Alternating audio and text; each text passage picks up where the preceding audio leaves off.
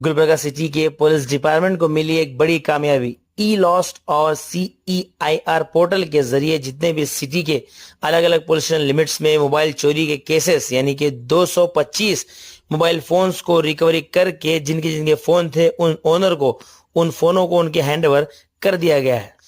गुलबर्गा के police commissioner doctor शनाबा SD ने यह सारी बातें मीडिया से बात करते हुए कही। सिटी के अलग अलग पुलिस स्टेशन में मोबाइल चोरी के कंप्लेंट्स यानी कि ई लॉस्ट और CEIR पोर्टल के जरिए जितने पुलिस डिपार्टमेंट की टीम को ये केसेस मिले थे उसमें टीम ने इन्वेस्टिगेशन के दौरान टोटल 225 मोबाइल फोन्स को रिकवरी करके 1 मार्च 2023 से लेकर अब तक जितने भी 423 मोबाइल फोन्स को रिकवरी करके उन ओनर के हैंडओवर कर दिया गया था। अब और 225 मोबाइल फोन को रिकवरी करके आज मोबाइल ओनर्स के हैंडओवर कर दिया गया है, जिसकी कीमत लगभग 46,54,000 रुपीज बताई जा रही है। गुलबर्गा के पुलिस कमिश्नर शनाबा SD ने कहा कि अब तक टोटल 1000 से ज्यादा फोन को हमारी टीम ने रिकवरी कर लिया है। इसी अचीवमेंट को देखते हुए पुलिस डिपार्टमेंट डॉक्टर शनाबा SD ने अपनी टीम मेंबर्स को अप्रिशिएट करते हुए उन्हें मुबारकबाद पेश की। उनकी इस सफलता और उनके इस ऑपरेशन के लिए काफी तारीफ डॉक्टर शनाबा SD ने की। आइए देखते हैं गुलबर्गा न्यूज की रिपोर्ट। ಕಲಬುರಗಿ ನಗರ ಪೊಲೀಸ್ ವತಿಯಿಂದ ಎಲ್ಲ ಪೊಲೀಸ್ ಸ್ಟೇಷನ್ಗಳಲ್ಲಿ ಮಾಡಿರುವ ಉತ್ತಮ ಕಾರ್ಯದ ಬಗ್ಗೆ ಇವತ್ತು ತಮಗೆ ತಿಳಿಸಲಿಕ್ಕೆ ಸಂತೋಷ ಆಗಿದೆ.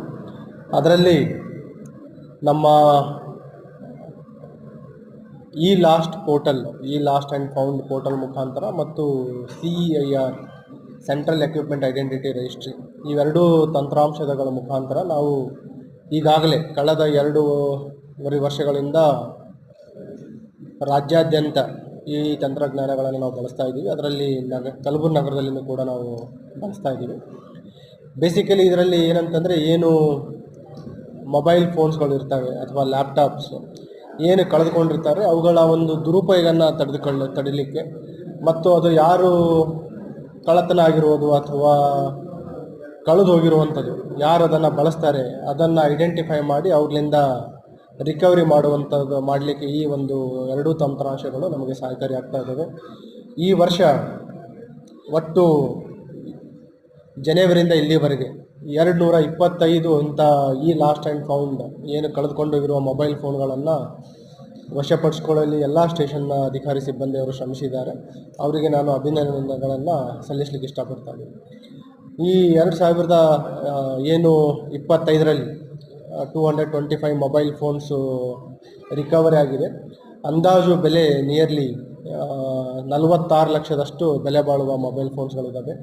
ಮತ್ತು ಈ ಏನು ಟೆಕ್ನಾಲಜಿ ಬಳಸ್ತಾ ಇದ್ದೀವಿ ನಾವು ಕಳೆದ ವರ್ಷ ಈ ಎರಡೂ ಟೂಲ್ಸ್ಗಳ ಮುಖಾಂತರ 826 ಮೊಬೈಲ್ ಫೋನ್ಗಳನ್ನು ನಾವು ಹೋದ ವರ್ಷ ನಾವು ರಿಕವರಿ ಮಾಡಿದ್ದೀವಿ.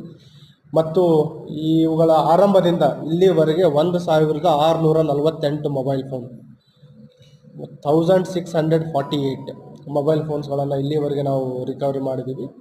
ಅದರಲ್ಲಿ ಈಗ ಕಳೆದ 3-4 ತಿಂಗಳಲ್ಲಿ ಏನು ಕಳೆದೋಗಿದ್ದಾವೆ ಅವು ಕೂಡ 225 ಕೂಡ ಅದರಲ್ಲಿ ಆ್ಯಡ್ ಆಗಿದೆ.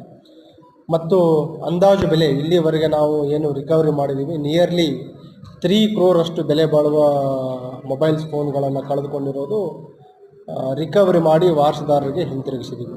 ಈಗ ತಮಗೆ ತಿಳಿಸಿದ ಹಾಗೆ ಈ ರೀಸೆಂಟ್ ಡ್ರೈವಲ್ಲಿನೇ 225 ಮೊಬೈಲ್ ಫೋನ್ಗಳನ್ನು ರಿಕವರಿ ಮಾಡಿ ಇವತ್ತು ಹ್ಯಾಂಡ್ ಓವರ್ ಮಾಡ್ತಾ ಇದ್ದೀವಿ.